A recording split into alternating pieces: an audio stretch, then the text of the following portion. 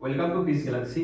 आज की सेशन में CSIR नेट 2023 दिसंबर में जो एग्जाम हुआ था उसमें पार्ट सी में फिजिक्स से जितना क्वेश्चन पूछा गया था, टोटल जो क्वेश्चन था 30 क्वेश्चन था।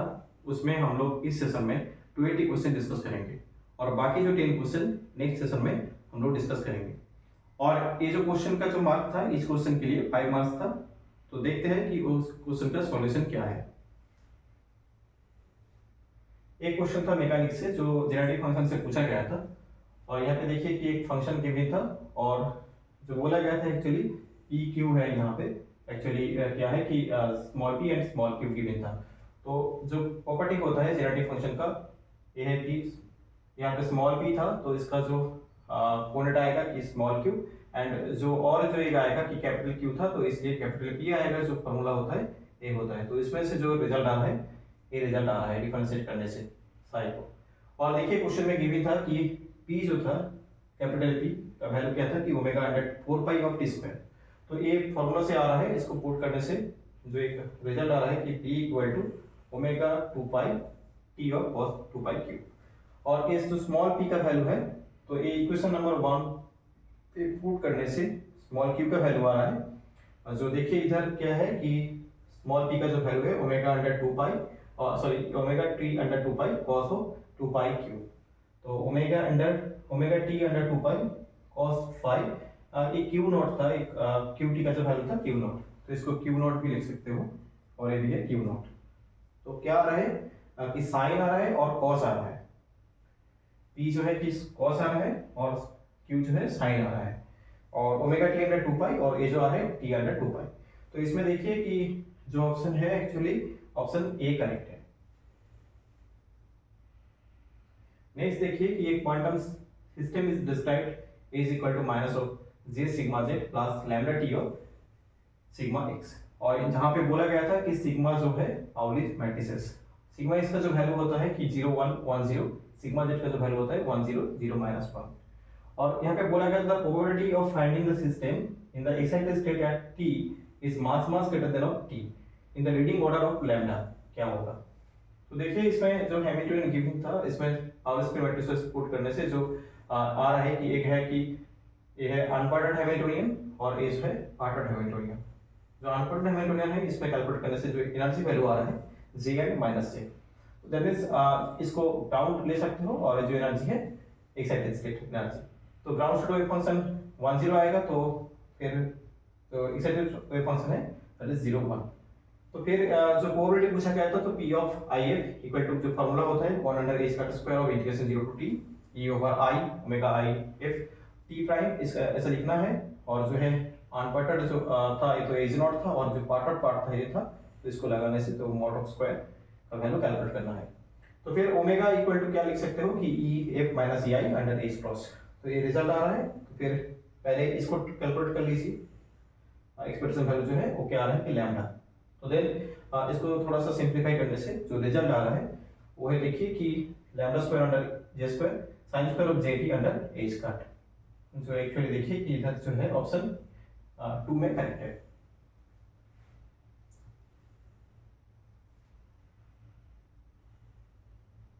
नेक्स्ट क्वेश्चन देखिए लैग्रेंजियन से पूछा गया था।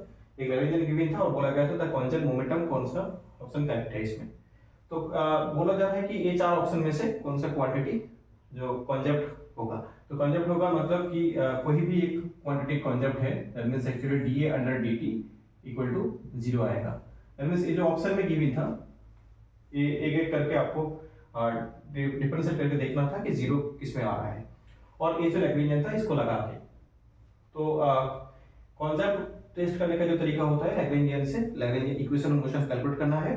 और इसमें देखिए कि जनरलाइज्ड कोऑर्डिनेट जो था x y z था, तो फिर यहाँ से 3 रिलेशन आएगा।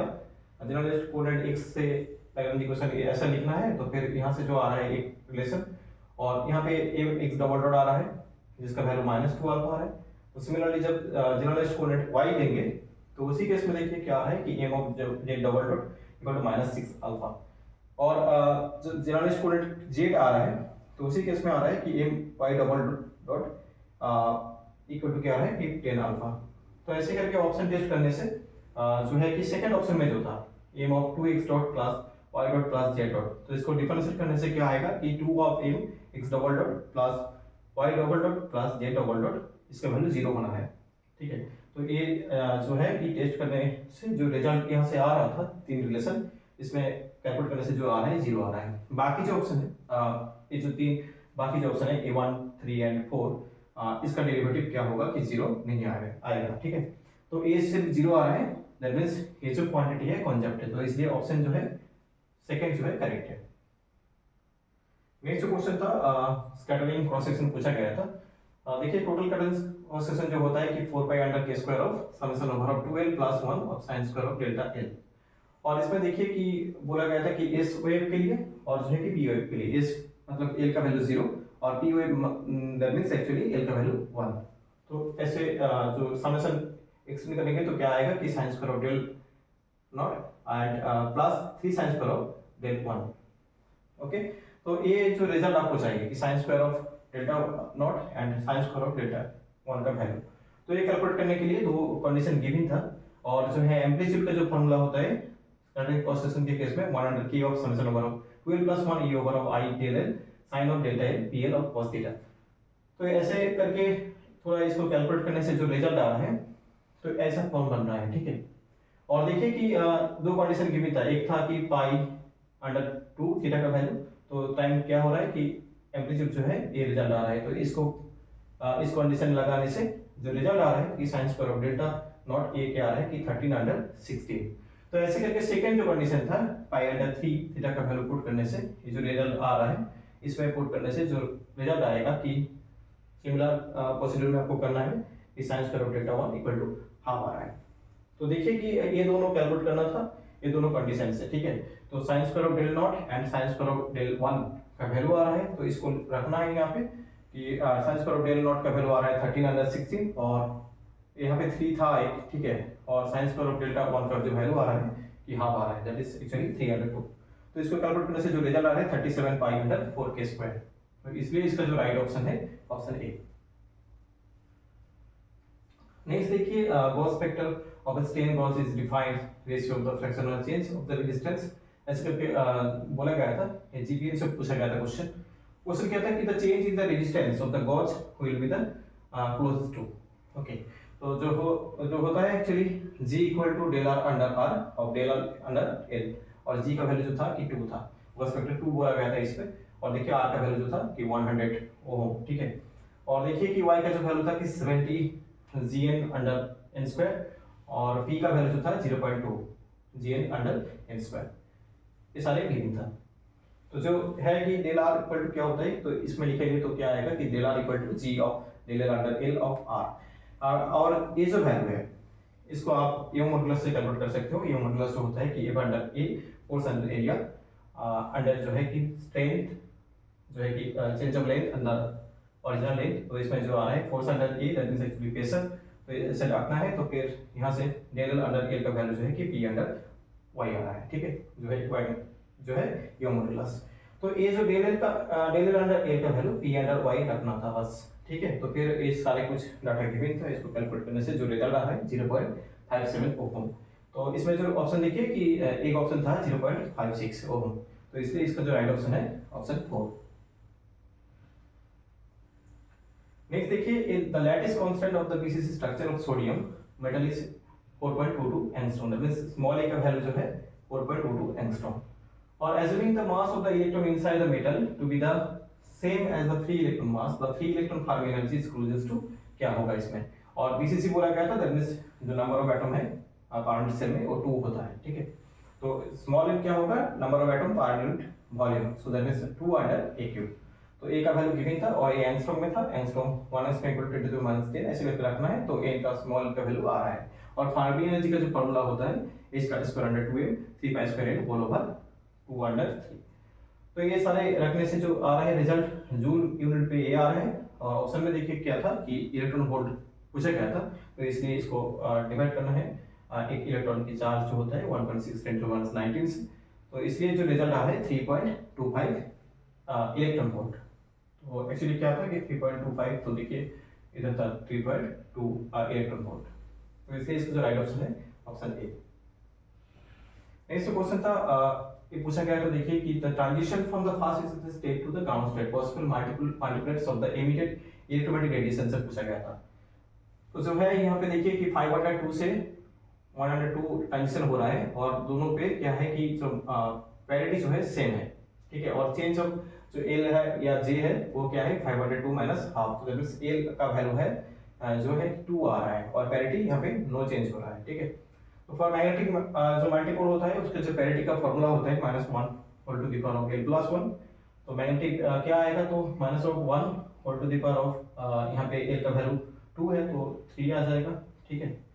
तो जो आ है कि m3 और इधर जो आएगा electric multiple parity is actually -1 to the power l होता है, तो इधर जो आएगा कि E2। तो इसलिए इसका जो सिलेक्शन होगा कि E2 एंड जो पॉसिबल जो मल्टीपल्स होगा E2 एंड M3, ठीक है। E2 एंड M3, तो इसलिए ऑप्शन जो है ऑप्शन 4। नेक्स्ट देखिए नंबर ऑफ पार्टिकल्स से क्वेश्चन पूछा गया था क्वांटम में से। In a quantum harmonic oscillator problem A and N cap are the annihilation operator and capital N is as the actually number operator respectively. The question क्या था कि the operator of E over N, A cap of E over minus of N cap का value क्या है, ठीक है। तो एक जो है कि N स्टेट से आप ऑपरेट करेंगे तो क्या आएगा देखिए, तो A जो है कि पहला जो है कि E over minus of X ऐसे करके जो फॉर्मूला होता है उसको लगाइए, तो इसमें A रिजल्ट आ रहा है। और जो नंबर ऑपरेटर का जो प्रॉपर्टी होता है, नंबर ऑपरेटर क्या होता है कि A डैगर ऑफ A और n जब एक n स्टेट पे ऑपरेट करते हैं यहाँ पे जो वैल्यू देता है एक नंबर जो है कि n और स्टेट जो है वही मिलता है बाद में, ठीक है। तो n ऑफ n आ रहा है, ठीक है। तो इसको थोड़ा कैलकुलेट करने से जो रिजल्ट आ रहा है E over -1 of A cap, तो जो ऑप्शन देखिए कि ऑप्शन सेकंड में था। नेक्स्ट क्वेश्चन देखिए जो है कि लॉरेंस सीरीज से पूछा गया था और यहाँ पे बोला गया था z minus of j naught का स्क्वायर टर्म जो है इसमें z equal to j naught equal to क्या है कि 1 जो पॉइंट है इसका अबाउट इसका वैल्यू क्या होगा कोएफिशिएंट का z माइनस j नॉट का स्क्वायर का। तो ये जो है कि f z गिवन था, इसको थोड़ा ऐसे कैलकुलेट करने से जो रिजल्ट आ रहा है कोएफिशिएंट का वो है कि 700.128, जो ऑप्शन सेकंड में था। नेक्स्ट देखिए एक सॉलिड का क्वेश्चन था और बोला गया था in the section of the infinite lattice shown in the figure below all sides are the occupied by the identical hard circular disc, okay, so that the resulting structure is tightly packed। तो बोला गया था कि resulting structure are the tightly packed। तो आप ऐसे ले सकते हो कि एक यूनिट से और इसमें देखिए कि जो लैटिस था जो एटम था ये क्या था कि टाइटली पैक्ड था। तो ऐसे करिए तो जो all are the identical, so that means जो रेडियस है यहाँ पे r और यहाँ पे 2r और यहाँ पे r, दैट मींस 4r आ रहा है और जो लैटिस पैरामीटर है a है। तो जो फिगर है इसमें जो बन रहा है कि a इक्वल टू 4r और टाइट पैक्ड बोला गया था, तो इसलिए आपको a क्या है ये ऐसे लेना है, ठीक है। और देखिए कि जो यहाँ पे effective number of atom per unit cell क्या होगा, तो देखिए कि यहाँ पे 4 जो कर्नल एटम है उसमें से जो क्वांटिफिकेशन आ रहा है कि 4 ऑफ 104, ठीक है, 1 से 104 करके और 4 था तो दैट मींस 4 मल्टीप्लाई ऑफ 104। और ये जो एटम है जो एक्चुअली है कि साइड पे है, ठीक है। तो 4 साइड पे जो है उसका क्या हो रहा है देखिए कि आधा यहाँ पे यूज हो रहा है क्योंकि ये एक 2 डायमेंशन बोला गया था। तो एक्चुअली देखिए कि एक्स वाई को लेना है, ठीक है। तो infinite lattice shown in the figure below, तो यहाँ पे मतलब एक्स वाई डायरेक्शन में लेना है, दैट इज 2 डायमेंशन इसको कंसीडर करना था, ठीक है। तो देखिए इधर क्या है कि 4 ऑफ मल्टीप्लाई ऑफ हाफ आएगा, तो यहाँ पे तो इफेक्टिव नंबर ऑफ एटम आ रहा है पर सेल में जो है कि 3 और यहाँ पे एरिया कंसीडर करना है। तो एटॉमिक पैकिंग फ्रैक्शन जो होता है कि इन इफेक्टिव ऑफ जो है area of a atom and divided by क्या होता है कि total volume of the unit cell, जो है कि यहाँ पे वॉल्यूम नहीं होगा कि 2D कंसीडर करना है, तो दैट मींस एक्चुअली यहाँ पे क्या है कि एरिया आएगा। तो दैट मींस ये जो है कि एक एटम का जो है कि एरिया जो होता है पाई आर स्क्वायर, रेडियस r था, ठीक है। और जो एक जो यूनिट सेल था इसका जो एरिया है कि a स्क्वायर आएगा, ठीक है। तो इसको कैलकुलेट करने से जो आ रहा है कि 3 पाई अंडर 16, तो इसलिए इसका जो राइट ऑप्शन है ऑप्शन 3। नेक्स्ट देखिए the ionization potential of the hydrogen atom is 13.6 electron volt and the lambda is and lambda d the denote the longest wavelength, okay, is Balmer spectrum of the hydrogen and the deuterium atoms respectively. Ignoring the fine and the hyperfine structure, the percentage difference, देखिए ये question में यहाँ पे इस पे बोला गया था परसेंटेज क्या आएगा, ठीक है, इसका ये lambda is minus lambda T under lambda is का मल्टीप्लाई ऑफ 100 परसेंटेज में पूछा गया था। और इधर देखिए कि मैक्सिमम भी बोला गया था। तो देखिए जो होता है कि रेड्यूस मास और हाइड्रोजन के लिए तो ए होता है और न्यूट्रॉन के लिए ए आता है, ठीक है। और ये जो कंडीशन है ये मैक्सिमम बोला गया था, तो 1 अंडर लैम्डा एच का मैक्सिमम वैल्यू क्या आएगा इस कंडीशन पे आता है। बाबा स्पेक्ट्रम बोला गया था, बाबा स्पेक्ट्रम बोला गया और इसके भी लिए वही आएगा, बट रेडियस मास जो है वो डिफरेंट होगा। तो देखिए तो इसलिए लैम्डा एच का मैक्सिमम वैल्यू और लैम्डा टी का जो मैक्सिमम वैल्यू डिफरेंट आ रहा है। क्वेश्चन में क्या बोला गया था, lambda H minus lambda T under lambda H का वैल्यू जो है उसका परसेंटेज क्या आएगा। तो जो रिजल्ट आ रहा है 0.003, बट परसेंटेज में पूछा गया था इसलिए जो रिजल्ट आएगा 0.03%। तो इसलिए ऑप्शन जो है ऑप्शन 3। नेक्स्ट क्वेश्चन देखिए, in shell model description negative the Coulomb effects, which of the following statement for the energy and the spin parity is correct for the fast excited state of the A12 isobars। यहाँ पे बोला गया था ground state के लिए अगर question पूछा जाता है तो इस बार में पूछा गया था फास्ट एक्साइटेड स्टेट के लिए। तो A इक्वल टू 12 आइसोबार के लिए तीन एक्चुअली नेमली गिवन था यहाँ पे B5 के 12, C6 12 एंड N7 12। देखिए इधर जो है कि पहला जो है कि B5 12 को आप लेंगे तो इसमें देखिए कि प्रोटॉन और न्यूट्रॉन का जो वैल्यू आ रहा है वो दोनों ऑड आ रहा है। तो इसलिए आपको लगाना है कि जो है कि ऑड और नेमली के लिए कैलकुलेट करने का तरीका है कि नॉर्मल नंबर कैलकुलेट करिए या ये जो वैल्यू कैलकुलेट करिए। तो इसमें क्या आ रहा है कि ऑड आ रहा है, तो फिर इधर जो आ रहा है कि आपका जो रिजल्ट आएगा तो ये पाई का वैल्यू है 3+ आएगा, ठीक है। फास्ट एक्साइटेड स्टेट के लिए बोला गया था तो इसलिए ये रिजल्ट आ रहा है। सिमिलरली 6 12 के लिए देखिए तो ये तो एक्चुअली इवन नेमली है तो इसलिए ग्राउंड स्टेट जो आता है 0+ और फास्ट एक्साइटेड स्टेट में जो आएगा 2+, ठीक है। ऐसे होता है कि इवन नेमली के लिए 0+, 2+, 4+, 6+, 8+ ऐसे करके नेक्स्ट जो स्टेट है वो आता है, ठीक है। और बाकी जो है कि N7 12 इसके लिए भी कैलकुलेट करेंगे तो जो आ रहा है कि 3+ आ रहा है। क्वेश्चन में क्या बोला गया था कि देखिए ऑप्शन जो था कि स्पिन पेरिटी का वैल्यू तीनों में सेम है, पहला ऑप्शन। तो ऐसा तो नहीं आ रहा है कि इसमें देखिए कि 3+ आ रहा है फास्ट स्टेट में और इसमें आ रहा है 2+ और इसमें आ रहा है 3+। तो मींस दोनों में सेम आ रहा है स्पिन पेरिटी और एक में डिफरेंट आ रहा है। तो इसलिए क्या होगा कि रिजल्ट डिफरेंट किस में आ रहा है कि C6 12 पे, ठीक है। तो डिफरेंट C6 12 पे और सेम जो आ रहा है B5 12 एंड N7 12 पे, ठीक है। ये आप अच्छे से देखिए कि यहाँ पे क्वेश्चन में ग्राउंड स्टेट नहीं बोला गया था, फास्ट एक्साइटेड स्टेट बोला गया था, तो इसलिए ये रिजल्ट आ रहा है। और कार्बन 6 12 के लिए सेकंड एक्साइटेड पूछा जाता तो रिजल्ट होता कि 4+। नेक्स्ट देखिए जो क्वेश्चन पूछा गया था रूट मॉडल से और इसमें बोला गया था कि प्लाज्मा फ्रीक्वेंसी ऐसे करके कुछ कंडीशन गिवन था और उसमें बोला गया था कि जो है कैलकुलेट करना है इलेक्ट्रिक फील्ड का वैल्यू। देखिए जो specific solution time tau consider करिए लैम्डा और जो है कि टाउ और प्लाज्मा फ्रीक्वेंसी जो है कि ओमेगा पी और इस जो वैल्यू होता है ऐसे रिजल्ट आता है। तो इसमें देखिए कि म्यू का जो वैल्यू है एन टाउ अंडर एम और ये सारे कैलकुलेट करने से और यहाँ पे जो है कि म्यू को लिख सकते हो कि वीडी के फॉर्म पे, ठीक है। तो ऐसे करके रिजल्ट आ रहा है, ठीक है। तो इधर से भी आई आप लिख सकते हो। तो ये जो कुछ स्पेसिफिक जो फॉर्मूला होता है तो इसको लगा के डिफ्ट वेलोसिटी या जो करंट है तो जो बीच में जो रिलेशन होता है इसमें देखिए तो रिजल्ट जो आ रहा है inode under omega P square tau, ठीक है। तो क्वेश्चन क्या था, क्वेश्चन था कि कैसे डिपेंडेंसी आ रहा है या कैसे रिजल्ट आ रहा है। देखिए कि इधर जो रिजल्ट आ रहा है 1 under omega P square tau, ठीक है। ऐसे जो है इसका सॉल्यूशन है एक्चुअली और ये जो है कि स्पेसिफिक कुछ फॉर्मूला है। तो ऑप्शन जो है कि 3। नेक्स्ट देखिए क्वेश्चन क्या था कि थर्मोडायनामिक्स से पूछा गया था क्वेश्चन कि एक जो है कि उसकी एनर्जी गिवन था और क्वेश्चन में बोला गया था एडियाबैटिक प्रोसेस हो रहा है, टेंपरेचर चेंज क्या होगा जब क्या हो रहा है कि फील्ड का वैल्यू चेंज हो रहा है, ठीक है। एक्सटर्नल फील्ड जो था पहले H0 था तो बाद में क्या हुआ वो H0 अंडर 2 हो गया था। तो उसी टाइम टेंपरेचर का चेंज क्या आएगा, पहले टेंपरेचर T0 था तो बाद में जो टेंपरेचर वो क्या आएगा।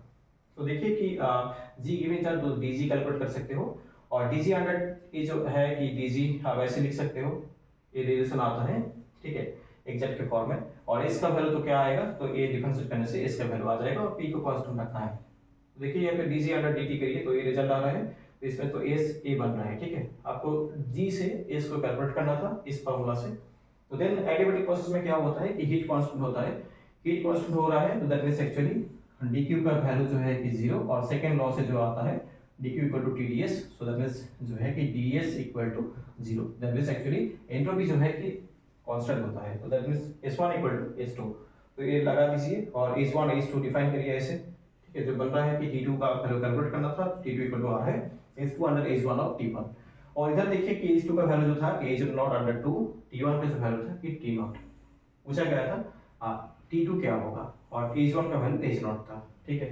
तो ये सारे पुट करने से जो रिजल्ट आ रहा है t नॉट अंडर 2, तो इसलिए जो इसका जो राइट ऑप्शन है ऑप्शन 2। एडियाबेटिक प्रोसेस था तो इसलिए जो एंट्रोपी का चेंज है वो कांस्टेंट होता है एडियाबेटिक प्रोसेस में, तो ये लगाना था। एंट्रोपी आपको ये जो रिलेशन है इसमें से आ रहा है, ठीक है। नेक्स्ट क्वेश्चन देखिए कि ये जो है डिराक डेल्टा पोटेंशियल से क्वेश्चन पूछा गया था, पहले भी यहाँ से क्वेश्चन पूछा गया है, तो इस बार थोड़ा कैलकुलेशन जो था थोड़ा लेंदी था, इस क्वेश्चन का सॉल्यूशन आप लोग खुद करेंगे तो देखेंगे इसका सॉल्यूशन जो था लेंदी था थोड़ा, ठीक है। देखिए कि यहाँ पे जो पोटेंशियल ऐसे गिवन था और इधर देखिए कि दो रीजन था कि ए एक रीजन और ए जो एक रीजन, ये दोनों रीजन से जो पोटेंशियल था ऐसे गिवन था क्वेश्चन के अकॉर्डिंग, और सरेंजर इक्वेशन लगाना था, सरेंजर इक्वेशन लगाने से यहाँ पे एक इक्वेशन बन रहा है और इधर जो एक इक्वेशन बन रहा है सेकंड रीजन के लिए, तो देन x का वैल्यू नॉट इक्वल टू 0 लेंगे तो डेल x का वैल्यू 0 आ जाता है, तो मींस जो टर्म आ रहा था 1 और 2 में ये थोड़ा रिड्यूस होकर a रिजल्ट आ रहा है, ठीक है। और k1 और k2 का वैल्यू कुछ ने इसको कंसीडर कर लिया, तो जो वेव फंक्शन आ रहा है कि साइन 1 और साइन 2 का वैल्यू ऐसे आ रहा है, और इधर देखिए कि मोमेंटम ऑपरेटर ऑपरेट करेंगे तो इसका जो डायरेक्शन आएगा e to the power i के x का वैल्यू ये पॉजिटिव आ रहा है, दैट मींस इंसिडेंट हो रहा है, और इसमें आप मोमेंटम का वैल्यू ऑपरेट करेंगे मोमेंटम ऑपरेटर तो इसमें नेगेटिव आ रहा है, दैट मींस एक जो है कि रिफ्लेक्ट कर रहा है, ठीक है। और ए जो है ट्रांसमिटेड करेगा और ए जो है क्या है कि ए रिफ्लेक्ट करेगा, बट इसमें कोई बाउंड्री तो नहीं है इस रीजन पे, तो दैट मींस इसको नेगलेक्ट करना है। तो इधर से देखिए कि दो वेव फंक्शन बन रहा है कि साइन 1 और साइन 2, ये रिजल्ट आ रहा है, तो फिर बाउंड्री कंडीशन है a equal to 0 sine 1 equal to sine 2, इसमें जो बाउंड्री कंडीशन से जो कांस्टेंट आ रहा था a b और c के बीच में एक रिलेशन बन रहा है। और नेक्स्ट जो तरीका है कि इसमें सॉल्यूशन अब लोग खुद करना है, इसमें जो तरीका है इसमें देखिए कि और जो एक कंडीशन होता है कि जो डिराक डेल्टा पोटेंशियल के केस में एट बाउंड्री पे आज पर derivative of Dirac delta function या डिराक डेल्टा पोटेंशियल जो होता है वो कंटीन्यूअस नहीं होता है, तो उसमें कुछ डिसकंटिन्यूटी आता है, ठीक है। उसको कैलकुलेट करना है कि अमाउंट ऑफ डिसकंटिन्यूटी, तो उधर से एक बी और ए का जो एक रिजल्ट आएगा अमाउंट ऑफ डिसकंटिन्यूटी कैलकुलेट करने से, तो वो बी और ए का जो रिजल्ट आएगा इसको जो है कि इसका जो मॉड का स्क्वायर आता है वही रिफ्लेक्शन कोएफिशिएंट होता है, क्वेश्चन में पूछा गया था रिफ्लेक्शन कोएफिशिएंट। तो पहले आपको क्या करना है कि calculate the amount of discontinuity, और अमाउंट ऑफ डिसकंटिन्यूटी से ए रिजल्ट आएगा बी अंडर ए का वैल्यू, और बी अंडर ए का वैल्यू आ जाएगा तो फिर रिफ्लेक्शन कोएफिशिएंट भी आ जाएगा बी अंडर ए का मॉड स्क्वायर होता है, ठीक है। तो इसमें टोटल कैलकुलेट करने से जो रिजल्ट आ रहा है m lambda square under 2e a square square, तो देन ऑप्शन जो है ये ऑप्शन 3 है। ऐसे क्वेश्चन नेट में प्रीवियस ईयर में भी पूछा गया है कि अमाउंट ऑफ डिसकंटिन्यूटी पे और जो ए बी के अंदर जो रिलेशन, ऐसे क्वेश्चन पूछा गया है, सेम क्वेश्चन था बट जो है कि पोटेंशियल थोड़ा चेंज करके दिया गया था। नेक्स्ट देखिए particular mass m is moving in three dimensional potential phi r equal to minus k under r minus of k prime under 3r cube, और k prime का वैल्यू जो है कि positive. For the particle with the angular momentum is small l, the necessary condition to have the stable circular orbit, ये बोला गया था। Condition क्या होगा तो फिर जो ऑर्बिट होगा वो क्या है कि सर्कुलर स्टेबल ऑर्बिट होगा। तो देखिए जो है कि इक्विटी पोटेंशियल जो होता है कि l square under 2m r square plus phi of r, यहाँ पे l जो है एंगुलर मोमेंटम और phi r जो था ये क्वेश्चन में गिवन था, और फॉर द स्टेबल ऑर्बिट और जो सर्कुलर स्टेबल ऑर्बिट ऐसे भी कर सकते हो, तो इसका जो वैल्यू है कि v इफेक्टिव का जो डेरिवेटिव इक्वल टू 0 और r का जो वैल्यू है हम मान लीजिए कि वो जो स्टेबल लेंथ है या बॉन्ड लेंथ जो है कि r नॉट, तो इसमें जो रिजल्ट आ रहा है ऐसे रिजल्ट आ रहा है, इसमें से सीधे जो का जो फॉर्मूला है इसको लगाने से ये r नॉट का वैल्यू आ रहा है, बट r नॉट का वैल्यू क्या होना चाहिए कि रियल होना चाहिए, क्योंकि हाँ ये सर्कुलर ऑर्बिट बन रहा है, तो that means actually r not must be real quantity, तो ये रियल तब होगा जब ये जो क्वांटिटी है ये क्या होगा कि 0 से ज्यादा होगा, ठीक है। तो इस फिर ये जो कंडीशन आ रहा है तो फिर ये रियल तब होगा कि ये जो वैल्यू है, ये जो रिजल्ट है इसका वैल्यू पॉजिटिव होना है, ठीक है। तो इसलिए देखिए कि एक्चुअली इधर से जो रिलेशन बन रहा है कि के प्राइम और एंगुलर मोमेंटम के साथ कि K prime less than of L over 4 of M square, that means actually देखिए क्या है कि K prime of less than L over 4 of M square, जो है कि ऑप्शन ए में है। ठीक है, देखो नेक्स्ट क्वेश्चन क्या था कि लैग्रेंज इंटरपोलेशन मेथड था और उसमें x y का वैल्यूज गिवन था और जो है कि the value of y at x equal to 4 is closest to, ऐसे पूछा गया था। ठीक है, तो y x इक्वल टू ऐसे लिख सकते हो जो एक्चुअल फॉर्म होता है, तो ऐसे लिखने से जो रिजल्ट आ रहा है ऐसा रिजल्ट आ रहा है, तो फिर y3 को आप ऐसे लिख सकते हो। तो देन x का वैल्यू जो है कि इधर 4 पुट करिए, कि आपको बोला गया था कि x इक्वल टू 4 पे आपको कैलकुलेट करना है, तो इसको पुट करने से जो रिजल्ट आ रहा है 55, तो इसमें जो रिजल्ट होगा कि ऑप्शन जो है कि 2। नेक्स्ट देखिए एक फूरियर सीरीज से जो क्वेश्चन पूछा गया था, एक इनफाइनाइट वेव फॉर्म गिवन था, जो ऐसे करके गिवन था, और इधर देखिए कि इधर बोला गया था the lowest harmonic that vanishes in the Fourier series of the VT is, lowest harmonic पूछा गया था, दैट मींस हार्मोनिक जो होता है कि AN BN दोनों हो सकता है, तो लोएस्ट बोला गया था और क्या था कि दैट वैनिसेस, एक्चुअली इसका वैल्यू 0 आना चाहिए। ठीक है, वो कौन सा है कि V1 V2 V3 V4, यहाँ पे ऑप्शन देखिए 2 3 6 और none, that means B2 B3 B6 या A2 A3 A6, ऐसा कौन सा है जो एक्चुअली लोएस्ट हार्मोनिक हो रहा है इसमें। ठीक है, तो Bn का जो फॉर्मूला था 2 टाइम पीरियड इंटीग्रेशन ऑफ, जो लिमिट देखिए कि 4t 5t अंडर 6 से लेके 11t अंडर 6, बट इधर देखिए कि ये यहाँ से लेके यहाँ तक जो रिजल्ट है ये जो बीच में t से लेके 11t अंडर 6, इसमें देखिए इसमें जो आ रहा है एक्चुअली 0 आ रहा है। ठीक है, तो ये ले लीजिए पहले, तो 5t अंडर 6 से लेके t। ठीक है, इसको इंटीग्रेट करने से रिजल्ट आ रहा है, और देखिए n का वैल्यू 6 लेने से bn का वैल्यू 0 आ रहा है, तो b6 0 आ रहा है, बट n का वैल्यू 3 लेने से यहाँ पे b3 का वैल्यू 0 नहीं आ रहा है। तो सिमिलरली an कैलकुलेट करेंगे तो देखेंगे देखिए यहाँ पे क्या आ रहा है कि n का वैल्यू 3 होने से a3 का वैल्यू 0 आ रहा है, n का वैल्यू 6 होने से a6 का वैल्यू 0 आ रहा है, बट बोला गया था कि the lowest harmonic that means an bn का वैल्यू n इक्वल होना चाहिए, और दोनों में an और bn में उसमें 0 कौन सा आ रहा है, लोएस्ट पूछा गया था, दैट मींस a3 तो 0 आ रहा है, बट b3 0 नहीं आ रहा है, बट a6 और b6 दोनों 0 आ रहा है, तो इसलिए जो करेक्ट ऑप्शन है ऑप्शन 3 कि a6 या b6 जो लोएस्ट हार्मोनिक है वो 6 है। ठीक है, तो वो वैनिश हो रहा है, तो ओनली जो ऑप्शन जो है कि ऑप्शन 3 है।